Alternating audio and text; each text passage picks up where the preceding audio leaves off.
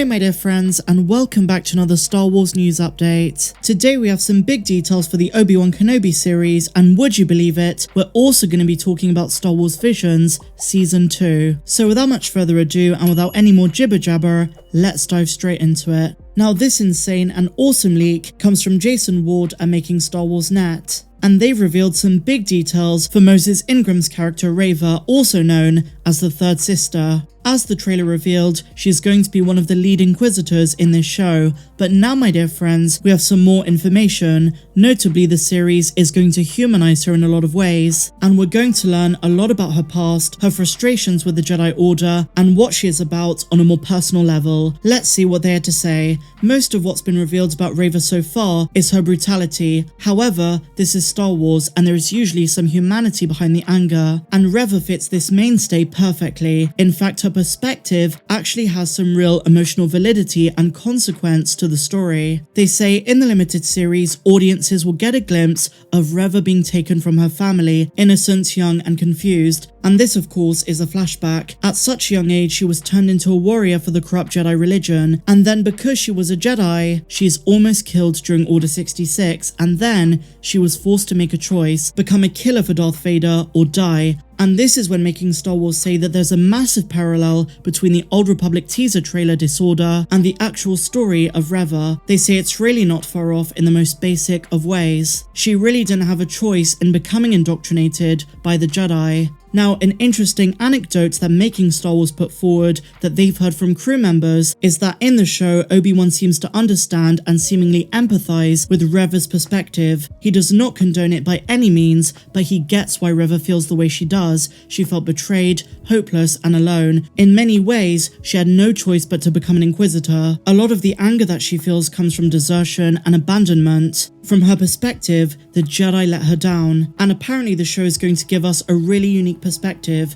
because after all, Kenobi's experiences are quite similar to Reva. So they go on to say that obviously in the show, Kenobi and Reva will face off against one another, but their sources explain that Obi-Wan is not going to try and kill her. They say, quote, eventually Kenobi actually has to place his faith in Reva doing the right thing, going against the Inquisitors near the end, and he knows that it's going to cost Reva considering she's an Inquisitor answering to none other than Darth Vader who can read her mind. And perhaps, and I'm just speculating here, it might not end well for Reva. So the main takeaway from this leak is that we are going to see the human side to the Third Sister and how she became this way, how an innocent child was taken in by the Jedi Order, trained, indoctrinated in a certain way, and then come Order 66, she had no choice but to become an Inquisitor or die. I feel as though this show is going to deal with the absolute heaviness and weight of consequences from moral dilemmas, and I really love that they're going to flesh out the character of Reva so that she isn't just generic bad guy, generic villain. This Inquisitor has a backstory and a reason why she is the way she's become, and in many ways, her struggles and her story reflect those of some other Inquisitors. But this show is going to give us a very unique perspective, and they're going to give us Obi-Wan's side of things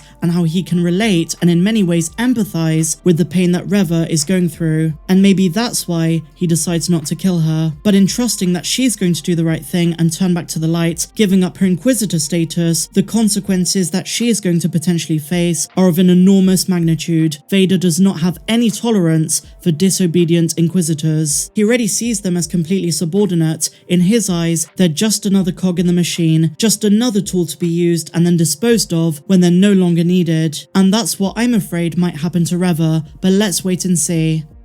And so now my dear Mandalorians, let's talk about The Mandalorian Season 3. The other day, Giancarlo Esposito came out and said Season 3 is coming this summer, but as I pointed out as well as many others, that is extremely unlikely. Filming just wrapped a couple of weeks ago and it takes about 7 months for post-production, so at the very earliest, we can expect it this winter. And just as quickly as Giancarlo's interview was published, the summer release window for Season 3 was debunked. According to Collider Editor-in-Chief Steven Weintraub, The Mandalorian Season 3 will arrive at the end of this year, and he categorically said it's not streaming this summer. And although no official release date has been set, we can expect an announcement at Star Wars Celebration. So if you got your hopes up after Giancarlo Esposito said it's going to be this summer, I'm afraid to say The Mandalorian Season 3 is still quite a few months away, but let's keep our fingers crossed it'll be in the earlier half of the winter, but as I've said, it could be December like the Book of Boba Fett. Now, adding further credence to The Mandalorian Season 3 coming out later in the year was a report that surfaced in February that predicted a holiday 2022 release. Insider Matt Mitrovic said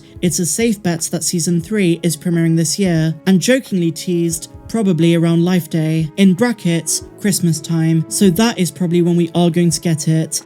And so finally, my dear friends, let's talk about Star Wars Visions, the anime anthology which did pretty well in its first season, and there's been lots of demand for a season 2. Well, the editor-in-chief of Cinelinx.com, Jordan Mason, has come out and says season 2 is coming this year, and they're going to be continuing some of the stories from season 1. And now many fans have been eagerly awaiting word of a second season or another batch of shorts, and considering the success it enjoyed, it seems like a no-brainer that Lucasfilm would bring us more. So Jordan Mason says over the last few days he's heard multiple independent sources reach out to tell him the good news. Not only is Star Wars Visions 2 in the works, but it's set to arrive this year. That's right guys, hold on to your seats or whatever you're using to rest your posterior. Star Wars Visions Season 2 is rumoured to release either in September or October. Jordan Mason has heard it's going to be a quote, general fall release. Now, while they weren't able to pin down which animation companies specifically were getting involved, many studios who worked on Season 1 are going to be returning, and there are going to be follow-ups on stories and characters from the first season, presumably the most popular ones. But they reiterate they've heard no details on what specific shorts there are going to be.